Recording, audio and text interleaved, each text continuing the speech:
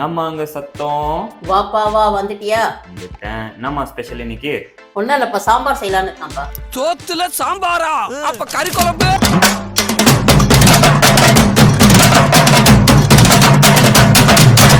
சாம்பார் செய்யறதுக்கு first step என்னதுமா? First வந்து துவரம் பருப்பு வந்து ஊற வச்சுட்டேன்ப்பா. சும்மா ஒரு 10 நிமிஷம் ஊற வச்ச துவரம் பருப்பு 10 நிமிஷம். ஓகே. தண்ணி போட்டு ஒரு 3 விசில் வர வரைக்கும் வேக வைக்க வேண்டியதான். பருப்பு வந்து வெந்துச்சு. ஓகே.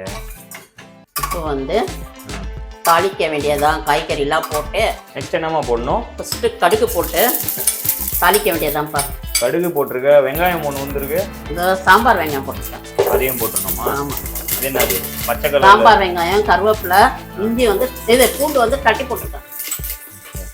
ஏன் அப்படியே போடக்கூடாதா? அப்படியே போடக்கூடாது. வியூவர்ஸ் பார்த்தீங்களா, நம்ம அம்மா வந்துட்டு சாம்பார் எப்படி செய்யணும்னு சொல்லி கொடுத்துட்ருக்காங்க. ஸோ கடுகு, கருவேப்பிலை, சின்ன சாம்பார் வெங்காயம், அதுக்கப்புறம் பூண்டு அவ்வளோதான். பூண்டு ஏதோ தட்டி வச்சிருக்கேன்னு? ஆமாம், இடிச்சு போட்டுருக்கேன். ஓகே. இந்த பார், கத்திரிக்காய், முருங்கைக்காய், கொஞ்சோண்டு கேரட், என்ன காய் வேணாலும் சேர்த்துக்கலாம். நம்ம இஷ்டம். பார்க்கறதுக்கே செம்ம கலர்ஃபுல்லாக இருக்கேம்மா. டேஸ்ட் சூப்பராக இருக்கும். எண்ணெயில் போட்டு நல்லா ஃப்ரை பண்ணிக்கணும். எல்லாத்தையும் இது என்ன தண்ணி ஊற்றுற? கொஞ்சோண்டு அடி பிடிக்கக்கூடாது. கூட வந்து தக்காளி, நம்ம ஐட்டம் வந்துருச்சு. ஒரே ஒரு தக்காளி சேர்த்துக்கம்பா. தக்காளி போட்ட உடனே தான்மா செம்ம கலர்ஃபுல்லா இருக்குல்ல. சாம்பார் வெங்காயம் தான் டேஸ்ட் கொடுக்கும். சாம்பாருக்கு சாம்பார் வெங்காயமா? ஓகே. சின்ன வெங்காயம், பெரிய வெங்காயம் போடக்கூடாது. அது போடலாம். சின்ன வெங்காயம் இன்னும் நல்ல டேஸ்ட் கொடுக்கும். ஓகே. ஸோ இதுதான் உன்னுடைய சீக்ரெட் ரெசிபியா? ஆமாப்பா. சாம்பார் வெங்காயம் போட்டா சாம்பார் நல்ல டேஸ்டா வரும். வேற ஏதாவது ஒன்று வச்சிருக்கியா? ஒன்றும் இல்லை. அவ்வளோதான். கொஞ்சோண்டு உப்பு தேவையான அளவு. ஆமா. இப்போ வந்து மஞ்சள், மங்களகரமான மஞ்சள். இது வந்து சாம்பார் பொடி ரெடிமேடே கிடைக்குது, அது யூஸ் பண்றோம். அந்த பொடி இல்லனா டேஸ்ட் கொடுக்கும்பா. இல்லனா அப்படியே போடலாம். இது வந்து மிளகாத்தூள் வீட்ல அரைச்சது. ஓகே. இப்போ அதையும் போட்டு நல்லா ஒரு வரட்டுன்னு ஒரு கிண்டி இப்போ வந்து எலுமிச்சை சைஸ்ல வந்து புளி தண்ணி ஊற வச்சிருக்கேன். இது வந்து போட்டுற வேண்டியதுதான். புளி தண்ணியா? ஆமா. புளி குடிக்கிற தண்ணியா? கருப்பே குசும்புக்காரன். சமைக்கிற புளி தண்ணிப்பா.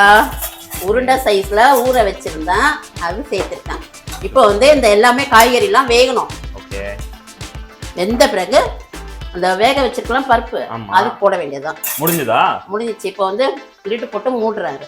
எவ்வளவு நேரமா இது? ஒரு 5 நிமிஷம்ப்பா. நம்ம சாம்பார் ரெடியா? பார்ப்பா, காயெல்லாம் போட்டல, நல்லா வெந்துச்சுப்பா. வாவ், பாக்குறதுக்கே செம்மையா இருக்கேம்மா.